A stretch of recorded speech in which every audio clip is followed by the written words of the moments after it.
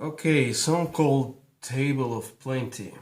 What I do here for the intro, I use the way it marked here the first 8 measures, but I changed the harmonization at the end for 2 measures, so I don't end on dominant chord here, which is A7th.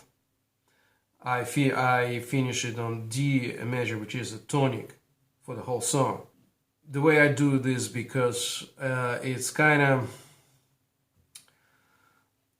not enough preparation for the choir or cantors to start singing on that F sharp right here with D major. So it's like if you play the way it's written, I'm playing it from here. You can, I mean, no problem with that. But I would like them to hear the actually tonic chord and that F sharp to start singing on that in pitch. So the way I do it is, so I'm playing again last 4 measures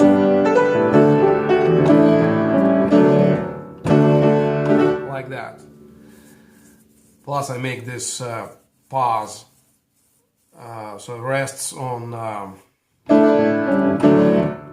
2 and 3. There's rests, as usually I like to do. Now another thing, when we have this interlude going to the verse, I cut 1 measure, this one, D major. It's useless. So what it makes, the way it's written with it makes is 1, 2, 3, 4, then 5. Actually, that measure is the 5th measure of the interlude, which is sound really awkward. So I cut that D major, so it goes like this.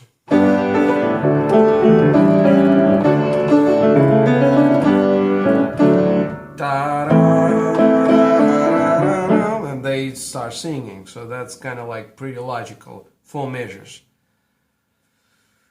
So we, in a church where I play, we don't do final ending. So the way we finish song, as normally this song goes for the processional, so I just slow down, really like slow down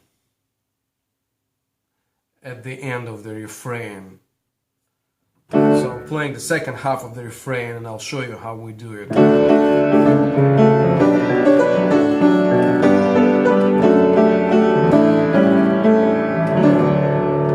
Just like that. So that sounds really nice for processional hymn. Of course, we do it faster, as we usually do everything in our church.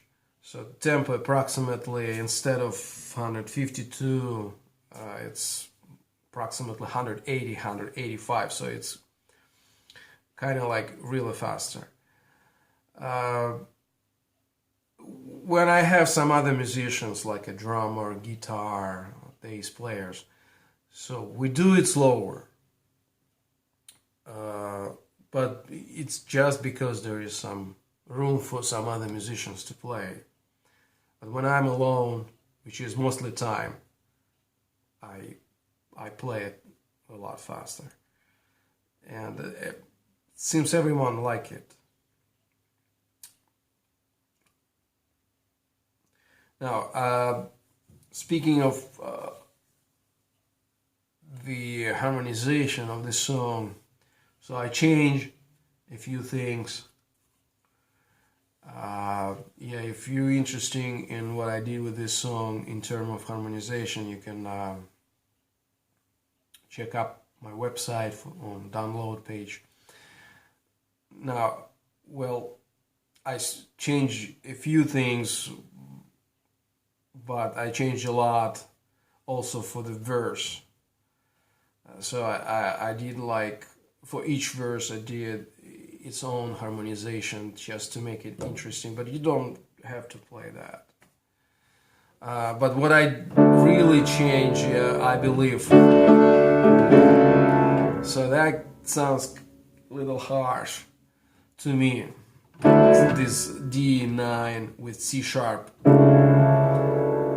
in the bass when I play as just one musician, when I accompany. So I actually changed it to A major with C sharp in the bass. So I like it better.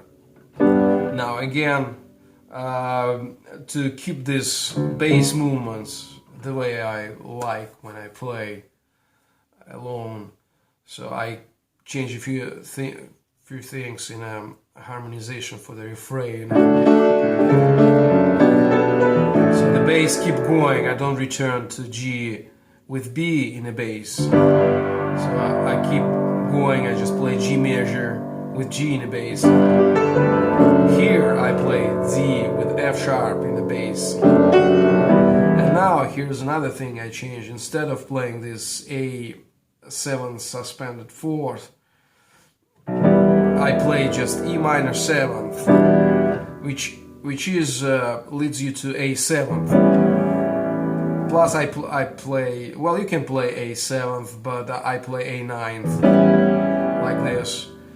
So that, you know, that makes a really smooth bass movements to the second half of the refrain. I also changed it here the same way I did for the first half. Yeah, as I said, I did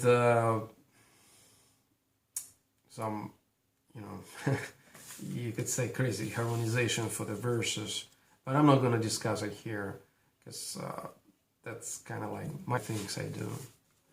Also, I like to make some fills and breaks in a score, like, you know, when I have this interlude for connecting verse to refrain, when, you know, the cantor holds this long A, so I like to fill it up. So what I do sometimes is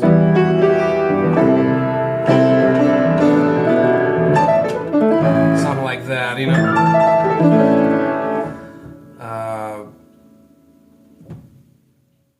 Or also, you know, connecting the refrain to the verse. Also, you know, these four measures.